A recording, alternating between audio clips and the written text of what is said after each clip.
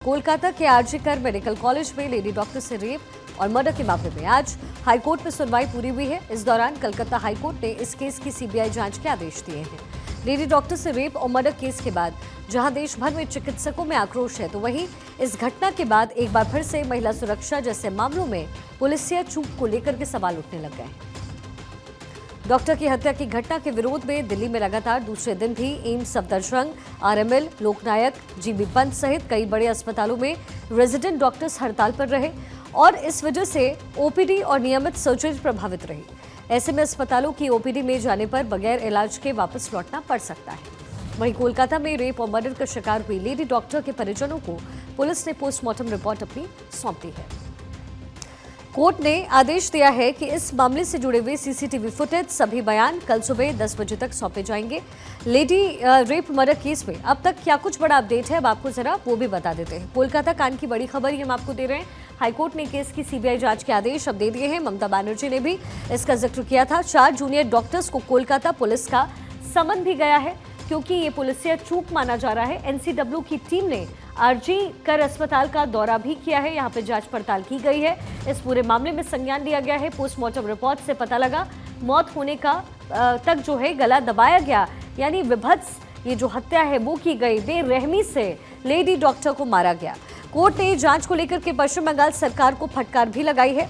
Chief justice TS Shiv गन्नम ने अध्यक्षता वाली डिवीजन बेंच ने पूछा कि पुलिस ने आरजीकर मेडिकल कॉलेज के तत्काल प्रिंसिपल डॉक्टर संदीप घोष से अब तक पूछताछ क्यों नहीं किया। हाईकोर्ट ने कहा है कि जांच में कुछ मिसिंग है। जब डॉक्टर संदीप घोष ने नैतिक जिम्मेदारी लेते हुए पद से इस्तीफा दिया था। आरजीकर अस्पताल के प्रिंसिपल को लेकर के कलकत्ता हाईकोर्ट ने क्या कुछ कहा, सबसे पहले ये जानिए। रेप मर्डर केस में कलकत्ता हाईकोर्ट का ये कमेंट है। आरजीकर अस्पताल के प्रिंसिपल को आखिर क्यों बचाया जा रहा है, ये सवाल हाईकोर्ट की तरफ से पूछा गया। नैतिक आधार पर इस्तीफा दिया तो नियुक्ति क्यों हुई, ये तमाम बातें जो है वो कही गई है। प्रिंसिपल का बयान दर्ज कीजिए, वो क्या बता रहे हैं, उनकी तरफ से क्या प्रतिक्रिया आ रही है इस पूरे मामले को लेकर। प्रिंसिपल से सबसे पहले सवाल जवाब होने चाहिए थे, इसका जिक्र हाईकोर्ट द्वारा किया गया है। प्रिंसिपल छुट्टी पर जाएं या फिर हम पद छोड़ने को कहेंगे।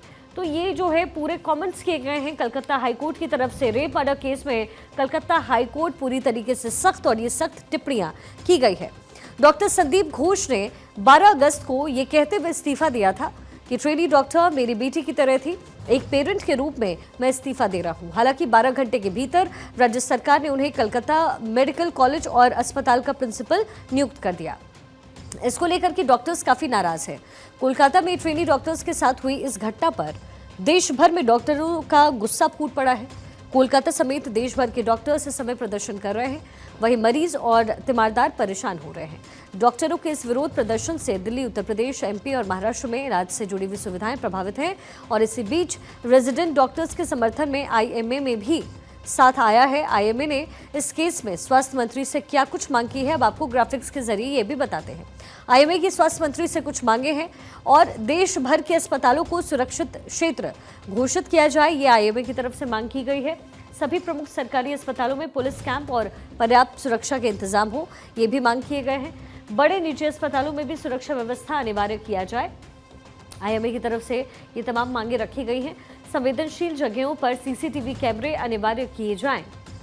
25 राज्यों में डॉक्टरों, अस्पतालों पर हमले का कानून भी अप्रभावी है, ये तमाम बातें भी आईएमए की तरफ से रखी गई हैं। कोलकाता में महिला डॉक्टर से रेप मर्डर केस को लेकर के देश भर के डॉक्टर्स में रोष देखने को मिल रहा है। राजधानी दिल्ली के बड़े अस्पतालों में कल से ही प्रदर्शन लगातार जारी है। डॉक्टर्स का कहना है कि जब तक उनकी मांग नहीं मानी जाएगी तब तक प्रदर्शन जारी रहने वाला है। आईएमए की पश्चिम बंगाल यानी कि ममता सरकार से क्या मांग है, ये भी आपको बता देते हैं। आईएमए ने पश्चिम बंगाल सरकार से भी कुछ मांगे अपनी रखी है। मामले की निष्पक्ष गहन जांच की जाए, दोषियों को सख्त से सख्त सजा दे सरकार, साथ ही अपराध की विस्तृत जांच हो। महिलाओं डॉक्टरों की सुरक्षा के लिए तत्काल प्रभावी रूप से कदम उठाए जाएं। दिल्ली के सफदरजंग अस्पताल में आरडीए के बैनर तले हड़ताल के दौरान इसका असर देश की राजधानी दिल्ली के बड़े अस्पतालों में भी साफ तौर पर देखा गया। देश की राजधानी दिल्ली में RML, Safdarjung, lady Hardinge, Sucheta, Kripalani, Kalawati, Saran, Loknayak, GB Pant, GTB, Ambedkar अस्पताल और एहबाज समेत ज्यादातर सरकारी अस्पतालों में रेजिडेंट डॉक्टर्स हड़ताल पर बैठे नजर आए। इस कारण अस्पतालों में ओपीडी सेवाएं और नियमित सर्जरी भी प्रभावित रही। हड़ताल के वक्त क्या कुछ खुला और क्या कुछ बंद है, ये भी जरा जल्दी से आपको बता देते हैं। इमरजेंसी और इमरजेंसी सर्विसेज खुली हुई हैं, लेकिन OPD, elective surgery, sample collection और लैब, ये तमाम जो डिपार्टमेंट्स हैं वो हड़ताल के दौरान बंद हैं। लेकिन इमरजेंसी और इमरजेंसी जो सर्विसेज है, सेवाएं हैं, वो इस समय अस्पतालों में खुली हुई हैं। कोलकाता के आरजीकर मेडिकल कॉलेज में महिला डॉक्टर से हुई हैवानियत पर पूरे देश के चिकित्सक गुस्से में नजर आ रहे हैं। दिल्ली, रांची, जयपुर सहित देश के अलग अलग हिस्सों में डॉक्टर सड़कों पर हैं। सभी एक सुर में आरोपी के खिलाफ सख्त कार्रवाई की मांग कर रहे हैं। पूरी मेडिकल सेवाएं ठप हो गई हैं। ममता सरकार इस रेप के बाद हत्याकांड मामले में बैकफुट पर इस समय आ गई है। डॉक्टर बेटी से हैवानियत, देश में इस समय कैसे उबाल है, ये आपको बताते हैं। ट्रेनी डॉक्टर से रेप के बाद हत्या पर आक्रोश है। पूरे देश में हड़ताल पर डॉक्टर से समय है। दिल्ली के 10 अस्पतालों में अनिश्चितकालीन हड़ताल है। सभी अस्पतालों में इमरजेंसी सेवा जारी है। कोलकाता में पिछले 5 दिन से हड़ताल पर डॉक्टर्स हैं। हड़ताल से ओपीडी सेवाएं प्रभावित है। हड़ताल से लाखों मरीज इस समय परेशान नजर आ रहे हैं।